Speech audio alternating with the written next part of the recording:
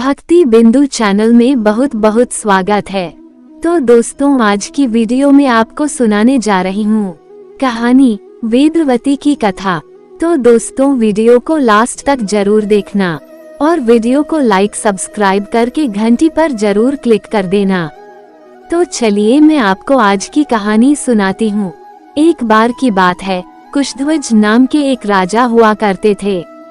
वो अत्यंत ज्ञानी थे, इसलिए उन्हें देवगुरु बृहस्पति के पुत्र की भी उपाधि प्राप्त थी। उनकी एक पुत्री थी जो कि अपने जन्म के समय रोने की स्थान पर वेदों की महिमा गाने लगी, जिससे खुश होकर उसके माता पिता ने उस कन्या का नाम वेदवती रखा दिया।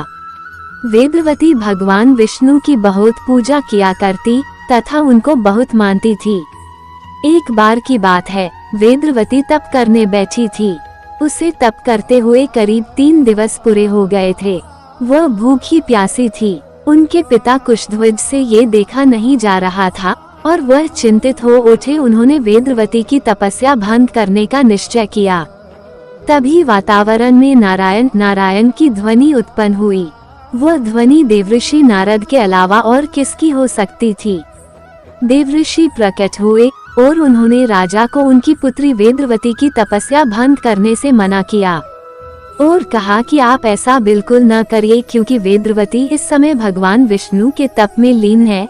इस वक्त वेदवती को उठाना बिल्कुल ठीक एक शिशु से उसकी माता छीनने जैसा होगा।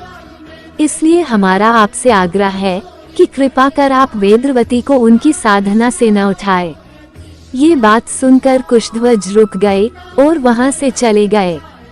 कुशध्वज अपनी पुत्री को लेकर चिंतित थे, क्योंकि वेदवती का स्वभाव बिल्कुल भक्तिमय था और वह अपने तप में अधिक लीन रहती थी। वो सोचा करते थे कि अगर वेदवती ऐसे ही पूजा और तप में लीन रही तो वेदवती का विवाह कैसे होगा।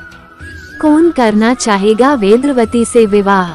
वेदवती की संतान भी होगी या नहीं। कौन सा पुरुष वेदवती को अपनी अर्धांगिनी के रूप में स्वीकार करेगा। क्या मेरी वेदवती आजीवन अविवाहित रहेगी। राजा ने जब ये सारी बात अपनी रानी को बताई, रानी भी अपनी पुत्री के स्वभाव को लेकर चिंतित रहने लगी। फिर उनके अंधकार भरे जीवन में एक ज्योत जली, जब वेदवती ने एक दिन अपने पिता से कहा कि उसने अपने लिए एक वर पसंद कर लिया है।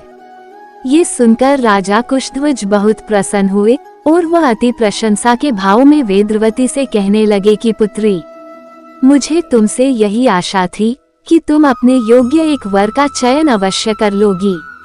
मुझे पूर्ण विश्वास है कि तुमने जिस वर का चयन किया होगा वह वर निस्संदेह अति मनमोहक तथा अति ज्ञानी होगा, परंतु उस वर का नाम तो बताओ और वह रहता कहाँ है, ताकि हम उसके पास तुम्हारा विवाह प्रस्ताव रख सके।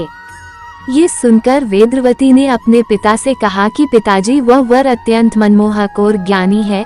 उसका नाम श्री हरि विष्णु है और वह वैकुंठ में रहते हैं।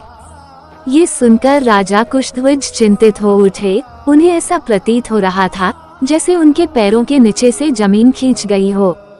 वो कभी शांत होते तो कभी अपनी पुत्री को निहारते।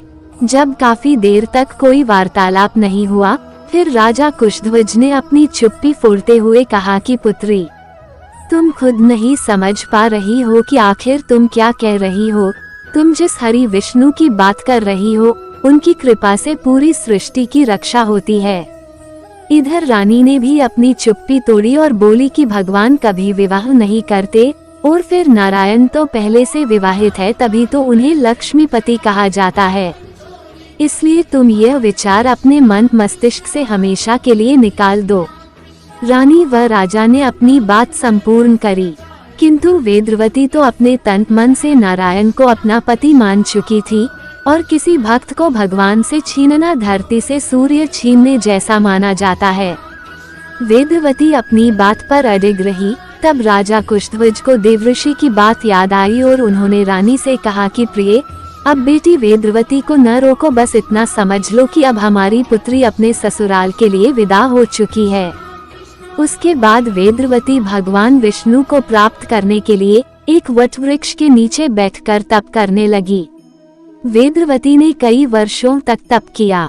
उसके तपोबल ने वटवृक्ष के नीचे ही वैकुंठ धाम बन गया। उसकी यह तपस्या इतनी कठिन थी कि जितनी कठिन तपस्या देवता भी नहीं कर सकते। भगवान विष्णु ये सब देख रहे थे। वेदवती की इस कठोर तपस्या से प्रसन्न होकर भगवान विष्णु प्रकट हुए और उन्होंने वेदवती से वर मांगने को कहा। तो वेदवती ने भगवान नारायण को अपने पति रूप में मांगा। तब भगवान बोले कि मैं तो विवाहित हूँ, मैं अपने किसी अवतार में तुम्हें अपनी पत्नी अवश्य बनाऊंगा। फिर भगवान वहाँ से चले गए। उसके बाद वेदवती दोबारा तप करने लगी। तभी रावण वहां आ गया। रावण वेदवती की सुंदरता देख मोहित हो गया और उसे पाने की इच्छा करने लगा। तब वेदवती ने गुस्से में रावण को श्राप दिया कि वेदवती ही रावण के वध का कारण बनेगी। फिर वेदवती रथ पर सवार होकर स्वर्ग की ओर चली गई। समय बीता और एक दिन रावण सीता का अपहरण करने आ गया। उस समय वेदवती ने सीता का रूप धारण करा और रावण ने वेदवती का ही अपहरण किया था। उसके बाद श्री राम ने रावण का वध किया और सदवती को मुक्ति दिलाई। माता सीता की अग्नि परीक्षा इसलिए हुई ताकि श्री राम माता सीता को वापस प्राप्त कर सके। जब अग्नि परीक्षा समाप्त हुई तब सीता ने श्री राम से कहा कि प्रभु वेदवती ने बहुत दुख सहे है, इसलिए आप वेदवती को अपनी पत्नी बनाएं। तब श्री राम ने ऐसा ही किया। तो दोस्तों, ये कहानी आपको कैसी लगी कमेंट अवश्य करें और इसी तरह की वीडियो को देखने के लिए आप मेरे चैनल को लाइक एंड सब्सक्राइब कर लीजिए और बेल आइकन को भी दबा दीजिए ताकि मेरी आने वाली सभी वीडियो का नोटिफिकेशन आपको सबसे पहले मिल सके। और वीडियो को अपने दोस्तों के साथ भी शेयर करना ना भूलें। राधे राधे।